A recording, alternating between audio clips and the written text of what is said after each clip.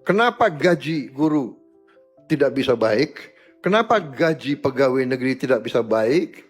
Kenapa anggaran 3, 2, 1, and open the door. Welcome to Info Pensiunan ASN Channel. selalu kurang? Ya kan?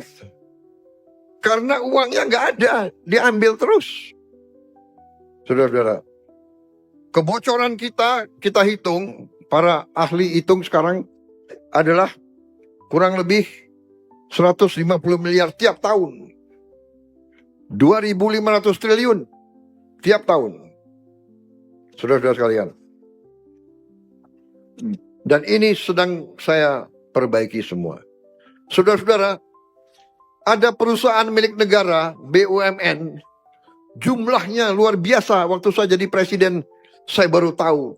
Saya kira perusahaan BUMN itu jumlahnya 300. Waktu saya jadi presiden, baru saya tahu. Jumlahnya 1.000 lebih. Sekarang kita sudah tutup kurang lebih berapa, Menseknek? Kurang lebih sudah 240 yang kita tutup. Nggak ada yang untung, rugi terus.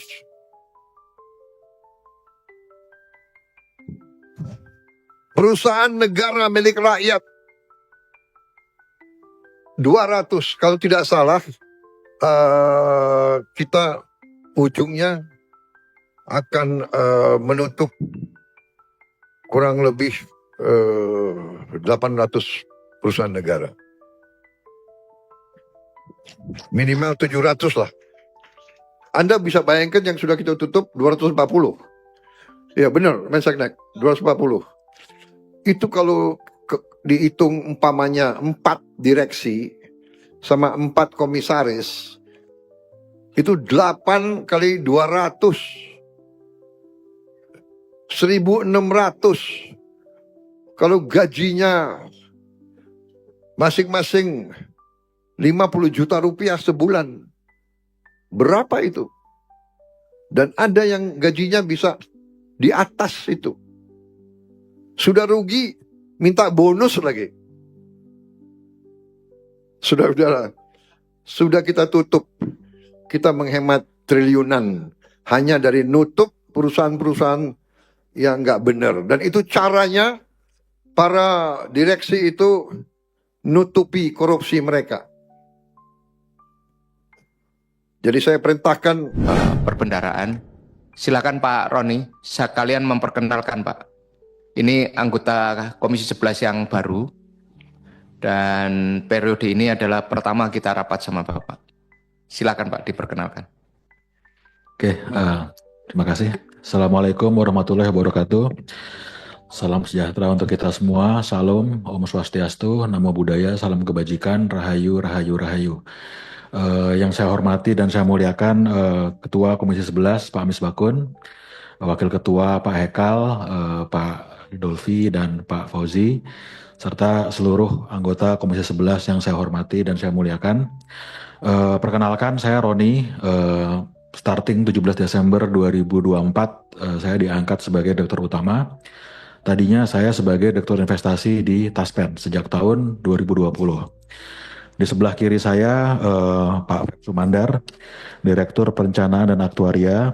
Kemudian sebelah kirinya lagi Ibu Diantini, Direktur Kepatuhan dan Menris. Lalu Ibu Ovita sebagai Direktur SDM dan IT. Dalam hal ini juga dalam kesempatan kali ini beliau juga menjabat sebagai PLT Direktur Operasional. Karena Direktur Operasional kami saat ini sedang menjalankan ibadah umroh. Kemudian di ujung Ibu Rena sebagai Direktur Keuangan. Yang saya hormati juga Pak Dirjen, Pak Prima, dan teman-teman dari Kementerian Keuangan. Dan juga hadirin yang berbahagia yang menyaksikan di TV Parlemen. Izinkan saya untuk memulai paparan mengenai kondisi PT Taspen saat ini. Sebelum saya mulai, yang perlu saya tekankan di sini adalah Taspen itu DNA-nya cuma 2 sebenarnya. Yang pertama adalah 1 pelayanan, yang kedua investment. Jadi poin-poin tersebut yang nantinya akan kita highlight di dalam presentasi kepada Komisi 11. Next slide please. Oke. Saat ini Taspen melayani 7.897 peserta, di mana peserta aktifnya adalah 4,7 juta dan prima pensiun adalah 3,1 juta. Gitu ya. Jadi span of control Taspen itu menyebar di 57 kantor cabang, 17.000 titik layanan, dan kita juga bekerjasama dengan 44 mitra bayar, dan juga kita menempatkan beberapa personel kita pada 128 titik layanan pada mall pelayanan publik yang saat ini juga bertransformasi menjadi mall pelayanan publik digital. Adapun layanan kami untuk saat ini adalah yang untuk memudahkan para pensiunan ASN, yaitu adalah layanan tambah dokumen, autentifikasi digital, Taspen Hour online service, layanan antar pembayaran pensiun kepada para pensiunan yang tidak tersentuh oleh teknologi, layanan klaim otomatis, dan layanan klaim 1 jam. Nanti akan kita elaborate lebih lanjut dari layanan-layanan tersebut. Next. Nah, sejarah dan dasar hukum tadi juga sudah disinggung sedikit oleh Pak Prima selaku Dirjen Pembendaraan. Pengalihan pembayaran pensiun dari Kemenkyu kepada Taspen itu dimulai dari tahun 86 gitu ya, tapi baru roll out seluruhnya itu pada tahun 1990. Dan dasar hukum Taspen untuk ditunjuk sebagai pengelola program pensiun baik bersifat wajib maupun sukarela itu ada di Undang-Undang Nomor 4 Tahun 2023 tentang pengembangan dan penguatan sektor keuangan. Jadi kami bersama-sama dengan PT Asabri itu ada diatur oleh Undang-Undang Nomor 4 Tahun 2023. Adapun peserta Taspen adalah PNS Pusat, pegawai negeri daerah otonom, pejabat negara termasuk di dalamnya adalah anggota DPR, dan penerima pensiun anggota ABRI sebelum 1 April 1989, juga para veteran. Next slide. Nah, program PT Taspen Persero sebenarnya ini terbagi dalam 4, cuman 2 yang besar itu adalah THT dan pensiun, gitu ya. Jadi untuk THT sendiri itu kalau kita ngelihat di sini iurannya adalah 3,25% dari gapok plus tunjangan, gitu. Untuk masa perlindungan peserta aktif dan pensiun. Kemudian untuk pensiun ini 4,75% dikali gapok plus tunjangan keluarga. Itu pensiun masuk ke buku AIP atau akumulasi iuran pensiun yang kita kelola dan kita kembangkan. Kecuali ada klaim-klaim khusus dari Kemenkyu yang biasanya dilakukan secara periodik gitu ya. Kemudian juga kita memberikan jaminan kecelakaan kerja, yaitu iuran dari pemberi kerja 0,24% dari gapok plus JKM 0,72% dari gaji pokok. Mungkin kita bisa next slide. Oke. Nah, berhubungan dengan slide yang pertama tadi gitu ya. Jadi walaupun Taspen ini sudah mengembangkan pelayanan secara digital, tapi faktanya pengajuan klaim pensiun itu baru 35% yang memanfaatkan gitu. Jadi 65%-nya itu masih bersifat, kalau lawannya digital kan analog, dalam hal ini manual gitu. Sehingga itu menjelaskan juga kenapa dari 1.344 karyawan Taspen, 70%-nya itu adalah tenaga di kantor-kantor cabang di seluruh Indonesia. Karena faktanya 60% itu masih pengajuan klaim manual. Gitu ya. Untuk pembayaran pensiunan, untuk autentifikasinya yang dilakukan setiap bulan, itu baru 58% saja yang memanfaatkan autentifikasi secara digital. Jadi dengan HP tiap bulan kita ngelihat muka pensiunan, terus ada yang nengok kiri, nengok kanan dan segala macam. itu baru dimanfaatkan oleh 58% oleh peserta pensiunan. Sisanya hampir 42% itu masih melakukan autentifikasi secara manual. Kita paham juga kenapa para pensiunan itu masih percaya yang manual, karena ada ya masih inilah masih gaptek istilahnya, terus takut salah atau takut ketipu gitu ya. Jadi masih ada juga yang melakukan OTN secara manual, datang ke kantor-kantor cabang atau kita yang datang ke rumah pensiunan. Next slide. Nah, ini yang berhubungan dengan layanan khusus menerima pensiun. Jadi ini adalah layanan yang kami berikan bila ada peserta pensiun yang belum melakukan autentifikasi selama 3 bulan in a row. 3 bulan berturut-turut gitu ya. Jadi ini yang kita datangi untuk yang manual.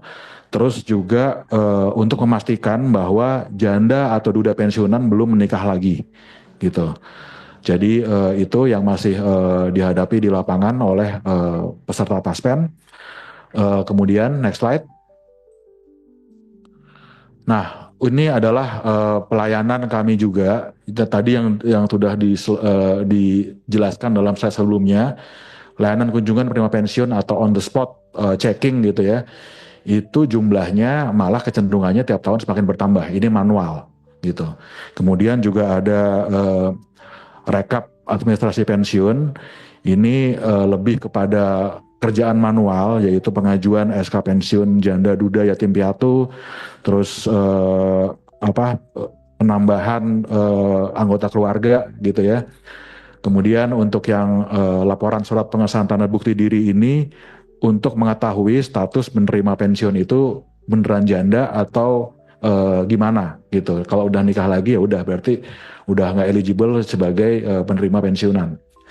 Kemudian mutasi pensiun itu lebih kepada administratif, yaitu mutasi mitra bayar, mutasi pindah cabang, atau mutasi pindah rumah segala macam.